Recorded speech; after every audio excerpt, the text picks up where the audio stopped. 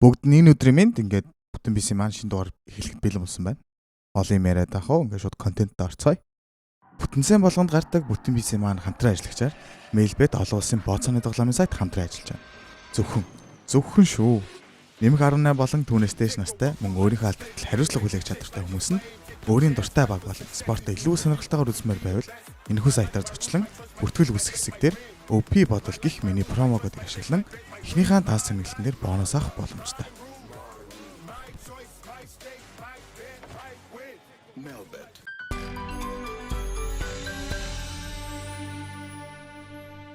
За энэ 7 өдрийн маань топ пост маань Optical Project-ээс орж ирсэн байна. За өмнө нь 97 өдрийн манай OP бодол Reddit пэйжн дээр хамгийн их орж ирсэн зургийн тайлбар гэх юм уу да. Би бас өөрөө уншиж үзэж жоохон судалж үзчихэд ингээд уншиж байна. За постны үе ихээр Zora King-тэй тулцсны дараах Soul яг юу юм бэ гэсэн байна. За манай Optimal Project маань тайлбарлахдаа Zora King-тэй хийсэн тулааны дараа хөвтөж байхад ууг үзэгдэл болдог лээ. Ууг үзэгдэл нь Zora-гийн өөрийн дотор хоригдсан сэлмний хараал байж магадгүй юм аа. Учир нь сайн харуул Zora зүүн нүдгүй, харин уг Soul нь зүүн нүдэнд нь улаанаар гэрэлтэж байгааг бид харж байна. За тэгээд 2 жилийн time skip-ийн дараа Zora нүдэндээ гүн сорвтой болсон. Тэгээд уг сорвыг Mihawk тавьсан байх өндөр магадaltaй. Zora-гийн сорвны хүчийг нь дарах зорилгоор хийсэн гэж бодож байгаа. За Zora-гийн 2 харахт сэлэмтэй. Тэгэхээр Zora King-тэй тулцсны дараахан гарсан энэ Soul нь Zora-гийн нууц хүч нь хитэх ашиглагдсан учраас тамга нэг хэмжээнд хүрэхээр төгссөн болохоор ийм Soul гарсан юм аа гэж үзэж байна. Тэгээд Zora-гийн нүд нэгдэхдээ зэрэгцээд уг Soul мэдэгдэх хөлөх үдээ миний бодол шүү гэж байна. За доор нь болохоор Hero Dragonfly маань миний бодлоор одоо зүгээр л фэнүүдийн joke-ийг бодит болгосон миний болов уу гэж боддог штэ.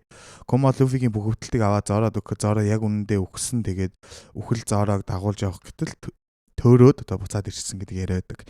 За тэрийг одоо фэнүүддээ бэлэг барих зорилгоор ингэж оруулсан баха. King-тэй тулдаад үхсэн. Тэгээд үхэл Zora-г авч явах гэж оролдох үед нь бас төөрөөд буцаад ирсэн гэж бодож байна. Үнэн байхыг ч үгүйсэхгүй шүү гэж байна. За үүн дээр болохоор миний олсон юм юу юм бэ гэхээр айл 2 жилийн өмнөөс яг энэ зүйл яг яригдаж эхэлсэн юм байна л та. Одоо ингээд нэг юм эвэртэй зүйл гарч ирсэн байна гэд манга дээр бол тэгж төршлөгддөг юм байна. Эвэртэй, сэлэмтэй, ингээ 3 сэлэмтэй сэлэмчин байдаг юм байна. За юу юм бэ гэхээр хүмүүс яг олон янзаар ярьж байна. За нэг нь болохоор угаасаа мэдээж одоо ингээд зөвхөн манга уншдаг, бас зөвхөн аним үздэг тийм тустай хүмүүс байдаг.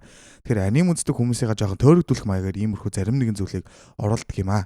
За мөн Kaido-гийн яг ингэ дараагийн диалог буюу Kaido-г ясны дараах энэ зүйлстэй холбоотой нэг юм байж магадгүй гэж яг 2 жилийн өмнө бичсэн юм байна л да. За тэгтээ бас нөгөө тал нь юу юм бэ гэхээр за энэ одоо One Piece-ийн хамгийн том нууцуудын нэг болох Zora-гийн ингээд сорвны нууц нь энэ юм аа. Одоо яг л өмнө хэлсэнчлэн те. За үнэхээр хүч нь ингээ хязгаартаа тулаад яг тамган тайлгт гадсан болохоор одоо гарч ирэнгээ алдаад үнэхээр тамир тэнхэн алдагдсан учраас ингээ буцаад орсон гэж үздэг юм байна. За баярлаа. Тэгээд дараагийнхаа пост орцгоё. За дараагийн пост нь introduction давгүй шүү гэж байна. Зүүн давгүй байна гэсэн чинь за бидний мэдэж байгаагаар Luffy-гийн нас цаашид удаан үргэлжлэхгүй. Impel Down болсон аимшигт мөчөөс хойш түүний нас нэлээд багассан. Тэр үед Luffy-г Megalon хортулж Ivankov Luffy-гийн биедийг хорийг зайлуулж чадсан. Харамсалтай нь Luffy-гийн нас багассан тохиолдолд эмчилгээний төлбөр төлөх ёстой. Одоо ер нь Luffy-гийн насаар нь ингээд эмчилгээ хийсэн гэсэн үг шүү дээ, тэ. За тэгээд Luffy Kurohige-гээс амьд үлдсэнийг шалтгаан нь энэ байж магадгүй маа. За Luffy-гийн амь насан занлахын тохиолдолд Law Luffy-д өгшгүй мөнхийн мэсэл хэлгэж магадгүй юм аа. Тэр нь бол болж шүү. Би бас айл бүр нилээ хэдэн жилийн өмнө за ингээд дайм болоо Luffy юухэд Law амьлуулад ингэн тэгнэ гэж бас ярьжсэн санаад байгаа байхгүй. Бас энэ нэг амар юу юм да тий. Сүмний ортойл байж болох юм л да. Бас хотлаа үний юм гумаа л гэж аахгүй. За тэгсэн чинь гана Sailor Phoenix 7-нд 2 бүтэн пис оруулах гэсэн лайк гэнэ. Дорн давраатай л гэж. За баярлалаа. Яа чаддаг бол 2-ыг оруулмаар. Гэтэ 2-ыг оруулаад агцсан та нар их үзэх сонирхолгүй болоод байх гэж бодоод ах юм. Нэр дашим дуртад манай OP бодол Reddit page маань 700 memberт болсон байна. Яа. Анх 30 тэрхүү memberтэй бүх постыг уншдаг байсан бол одоо ингээд ялгаад уншдаг болсон биз дээ би. Бас нэг бодлын гоё юм аа. За дараагийн пост маань төгөлдөр төөгий 909 Luffy-гийн сүлийн дайсан гэнэ. За Luffy одоогийн байдлаар хэтэрхий олон дайсан байна. За энэнд нь Blackbeard, Akainu, Emu гэдэг дурдаагүй зөндөө байгаа хаа.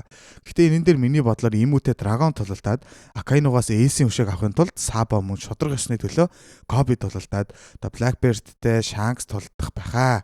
Тэгэхээр манайд ирсэн малгайд Luffy-гийн сүүлийн дайсан хэн байж болох вэ гэхээр одоогийн хэлснээр нүдний алтан хүн маань Luffy-гийн хамгийн сүүлийн дайсан болох хаа. За манай Luffy яг яаж ялах вэ гэхээр Gear 5 буюу Sun God Nika-гийн хүчийг Max-д нь хүргээд яг л Joy Boy шиг хүчтэй болоод сүүлийн цохилтоо хийх бах. За ийм их хүчийг дийлээгүй Luffy үхэж One Piece дууснаа. За яагаад заавал Luffy хүлэх гээд байна гэхээр эхэндээ хэлэхдээ дэрсэн малгайтын багаас нэг нь үхэн гэсэн байдаг. Тэр магадгүй Luffy байх ба. За доор нь болохоор Demon King. За энэ Loki бахаа гэсэн байна. Нэрээ тийштэй одоо чинь дэрсэн малгайтын гişүүдээс нэг нь үхнээ гэсэн байсан те.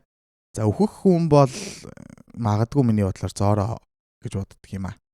Хамгийн Luffy-гийн харыг хамгийн сайнаар нь даадаг. Итгэлт number 1 амч үдэ. Биш гэж юу? Найзуудаа.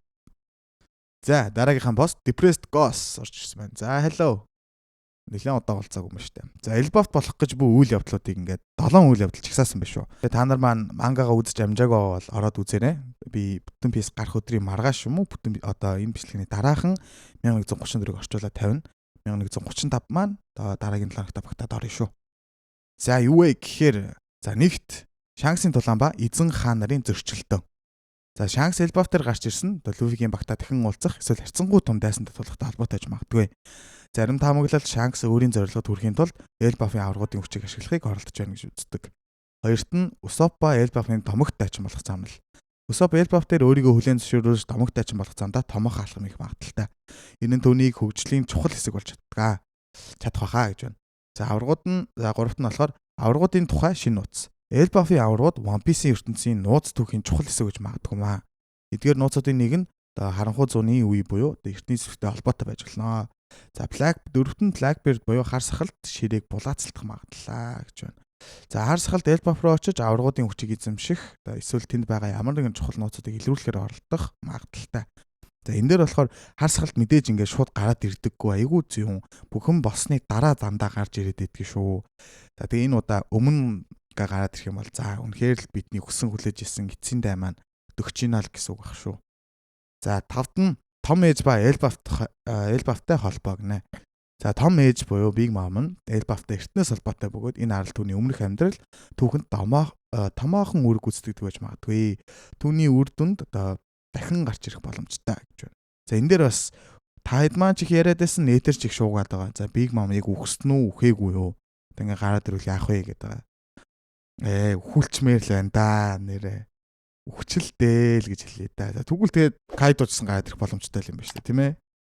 За 6-т нь Raftel буюу Raftel-ийн замд чухал үүрэгтэй байх магадлалаа гэж байна.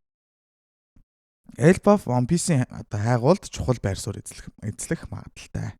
За учир нь энэ арал дээр Luffy-гийн дараагийн замыг заах нууц гарч иж магадгүй гэж байна.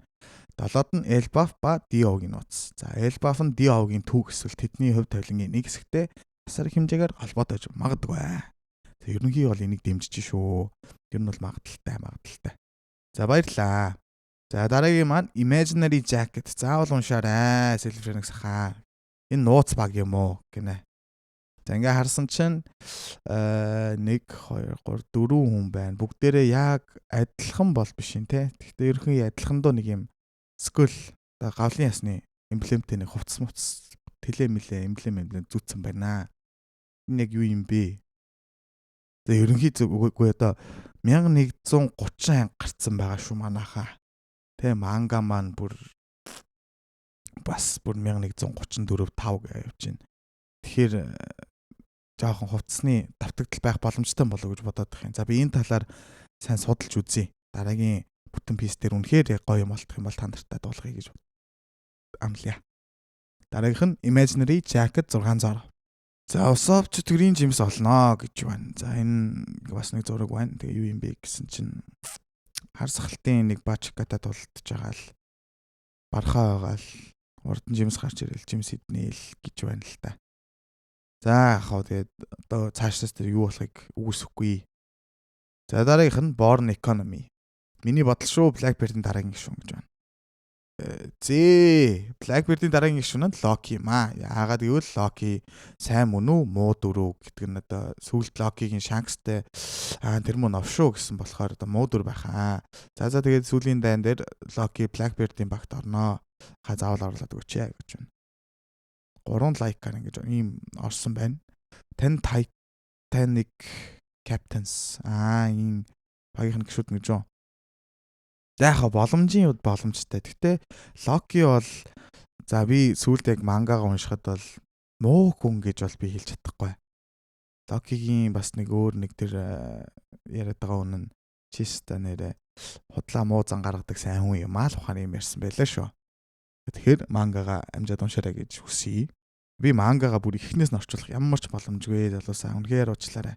Айгүй их цаг шаарддаг. Би тэр болгоныг орчуулаад сууж явах надаа ямар ч цав байхгүй байгаа болохоор нэгэнт үдцсэн юм а дахиад орчуулаад байна гэж байхгүй бах. Тэгэхээр яаж хийж байгаа л болохгүй бол зүгээр үзээд ороод ир. Би чадвал би та нартай одоо One Piece-ийн манга ингээ гарч идэг One Piece-ийн аним маань хаан төгссөн тэр хүртэл нь одоо Wano-гийн дайнаас эхлээ тэр хүртэл нь яриад өгч бас болно. Тэгээд би бас өөрөө дахиад үзнэ, эдитлэн тасдаж аавна гэдэг бол аюух ажил болохоор бас битгий тэгэж амар хүлээлт тавиарай гэж хүсье. За дараагийн маань пост руу гарцгоё. За ирэхээ лаяа гэсэн маань. Marshall Teach Kurozumi Orochi. За Teach нь 3 жимс идсэн бол Orochi 8 гэдэх байсан уу? 3 толгой чон гэсэн там үнэхээр худлаа санагдаж байна шүү. Ями номи жимсний хүчээр цагаан сахалтын хүчийг зүгээр сорж аваад ашиглаж байгаа гэж таамаглаж байна.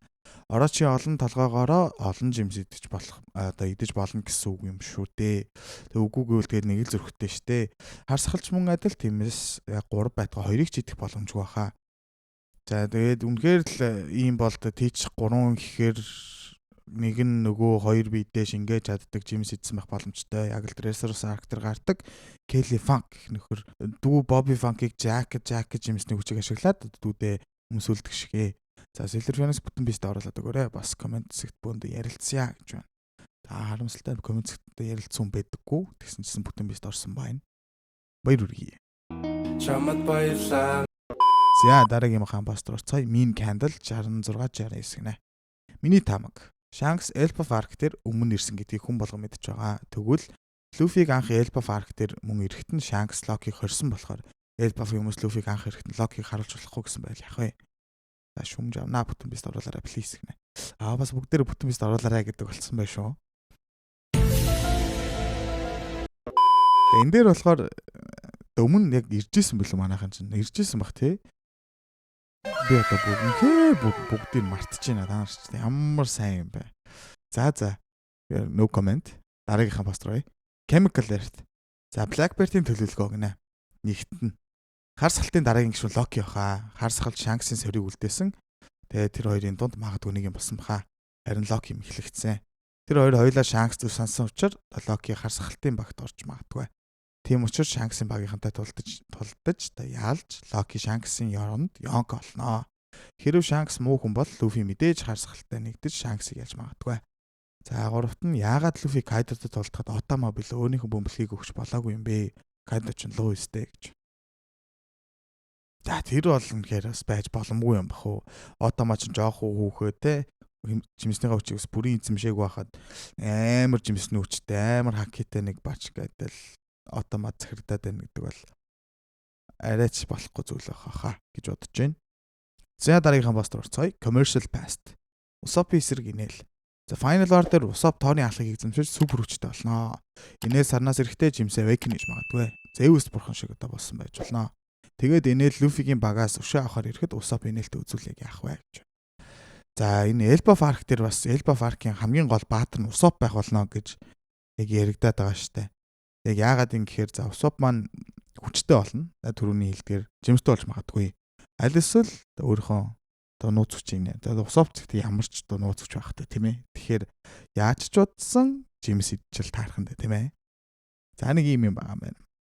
За дараагийн пост орцгоё. Intelligent Pie гинэ. One Piece удахгүй дуусах хаа. One Piece-ийн төгсгөл. Одоо 2020 онд сурлыг ойролцоогоор 5 жилийн дотор дуусгахыг төлөвлөж байгаагаа зарласан. Гэвч 2024 онд зурвал хараахан дуусаагүй байгаа ч сүүлийн арк эхэлсэн гэж үзэж байгаа юм байна да. Үгүй баха.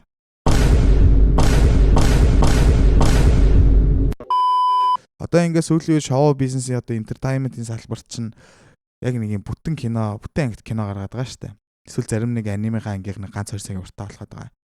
За магадгүй One Piece-ийн төгсгөлийг тэгээ гаргахчвал яах вэ? Тийм ээ.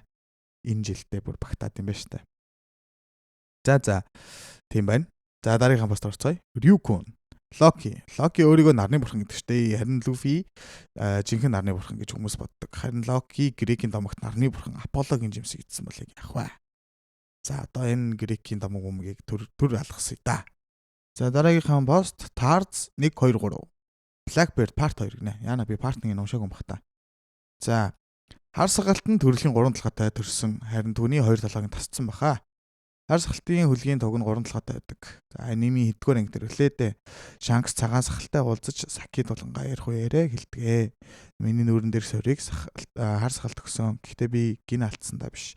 Тэр хизээж унтдаггүй. Тэрний би энгийн хүмүүсээс өөр хар сахалтаас болгоомжлол илэрдэггүй шуухан нэмэрдэг.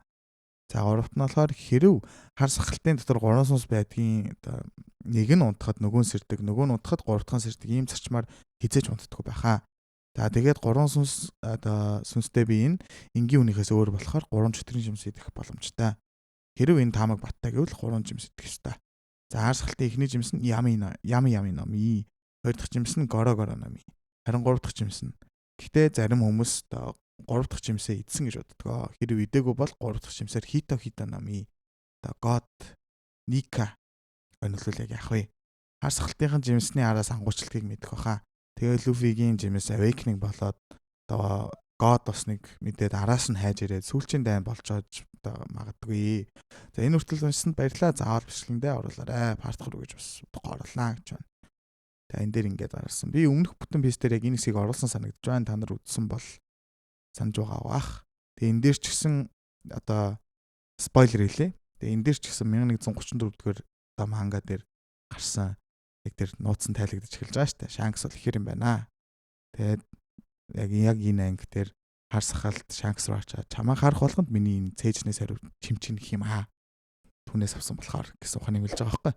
Тэгэд бодохоор одоо айл дээр энэ мангаг ингээд бичсэн бараг 10 хэдэн жилийн өмнө бичсэн байгаа шүү дээ. Энэ чинь бараг 10 жил ч юм уу. Тийм бэжэж Shanks ихэр юм аа гэдгийг төлөвлөсөн байсан гэхээр та нар үнэхээр ийм юм а тийм юм а гэж бичгчин бол хажууд нь юу гэсэн үг лээ. Тэр хүн чинь 10 жилийн өмнөөс төлөвлөд түрээд ирсэн байна гэсэн үг байна шүү дээ. Гайхалтай. За ингээд бүдэн PC маань сүүлийн одоо постыг уншия да. Монтери 26 гинэ. Жоох урт юм байна. Тэгээд энэнийгээрээ дуусгая да гэж бодлаа. За ийм бол үми биш харин тамийн бурхан Headsets. Тэр амар Плутон гэж байдаг шүү. За хэрвээ ийм үми биш. За үүнийг мэдхэд амархан гэж байна. За загасны арал дээр гардаг үлэмж бит нь үми босс. Харин ийм өөрөө Плутон байвал яах вэ?